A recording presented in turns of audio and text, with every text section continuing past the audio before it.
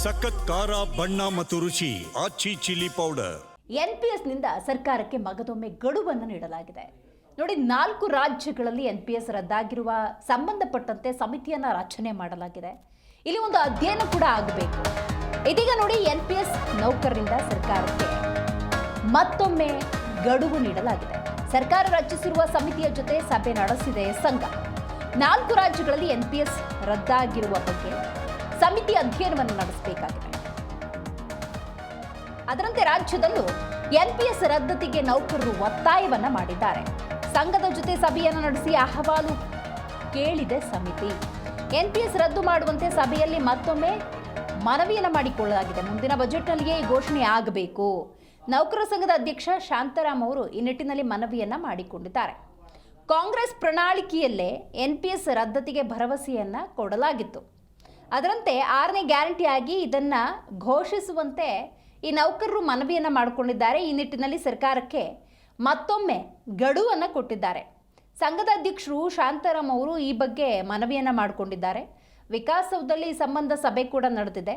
ಸರ್ಕಾರ ಮಾತು ತಪ್ಪಿದ್ರೆ ಬಜೆಟ್ ಅಧಿವೇಶನದ ಬಳಿಕ ಮತ್ತೆ ಹೋರಾಟದ ಎಚ್ಚರಿಕೆಯ ಸಂದೇಶವನ್ನ ನೌಕರರು ನೀಡಿದ್ದಾರೆ.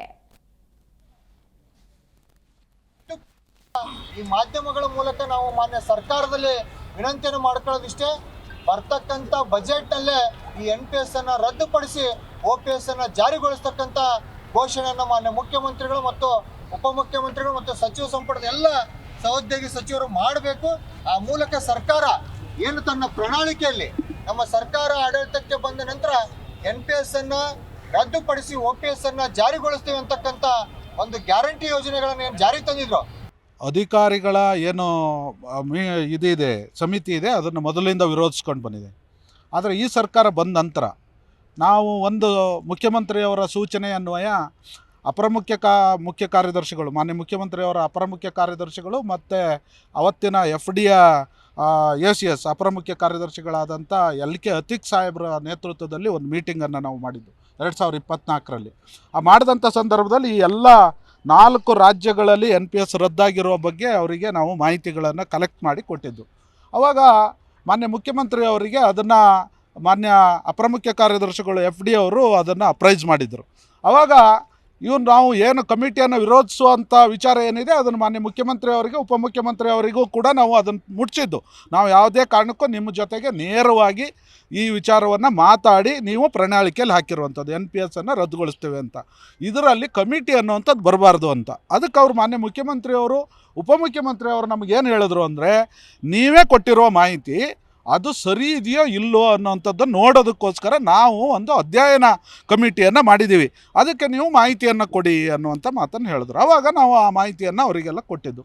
ಇವತ್ತು ಆ ಮಾಹಿತಿನ ಅವರು ವಿವಿಧ ರಾಜ್ಯಗಳಿಂದ ಹೋಗಿ ಕಲೆಕ್ಟ್ ಮಾಡ್ಕೊಂಡು ಬಂದು ಇವತ್ತು ನಮ್ಮನ್ನು ಮೀಟಿಂಗ್ ಕರೆದಿದ್ದಾರೆ. ಉಮಾ ಮಹಾದೇವನ್ ಏನು ಅಪರ ಮುಖ್ಯ ಕಾರ್ಯದರ್ಶಿಗಳು ಹಾಗೂ ಡೆವಲಪ್ಮೆಂಟ್ ಕಮಿಷನರ್ ಅವರ ನೇತೃತ್ವದಲ್ಲಿ ಇವತ್ತು ಮೀಟಿಂಗ್ ಆಯಿತು.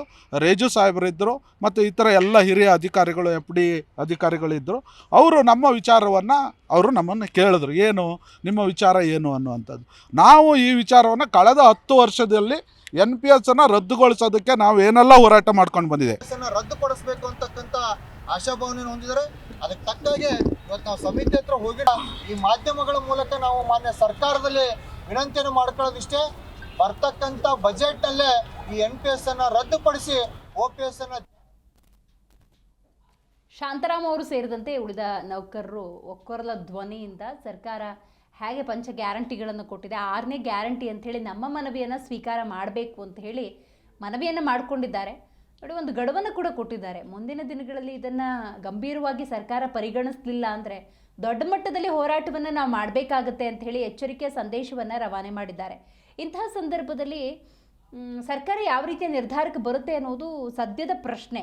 ಯಾಕಂತ ಹೇಳಿದರೆ ಈ ಗೊಂದಲದ ನಡುವೆ ಸರ್ಕಾರ ತೆಗೆದುಕೊಳ್ಳುವಂಥ ತೀರ್ಮಾನ ನೌಕರರಿಗೆ ಪ್ಲಸ್ಸೋ ಮೈನಸ್ ಅನ್ನೋದ್ರ ಬಗ್ಗೆ ಒಂದು ಆತಂಕ ಅಂತೂ ನೌಕರರಿದೆ. ಹಾಗಾಗಿ ನೌಕರರ ಈ ಬೇಡಿಕೆಯನ್ನು ಸರ್ಕಾರ ಹೆಂಗೆ ಪರಿಗಣಿಸುತ್ತೆ ಕಾದು ನೋಡಬೇಕು. NPS ನೌಕರರಿಂದ ಸರ್ಕಾರಕ್ಕೆ ಮತ್ತೊಮ್ಮೆ ಗಡುವು. ಸರ್ಕಾರ ರಚಿಸಿರುವ ಸಮಿತಿಯ ಜೊತೆ ಸಭೆ ನಡೆಸಿದೆ ಈ ಸಂಘ.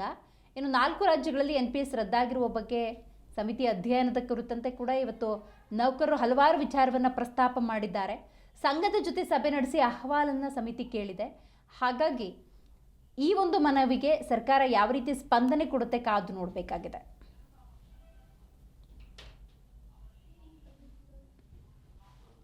ಆಡಳಿತಕ್ಕೆ ಬಂದ ನಂತರ NPS ಅನ್ನ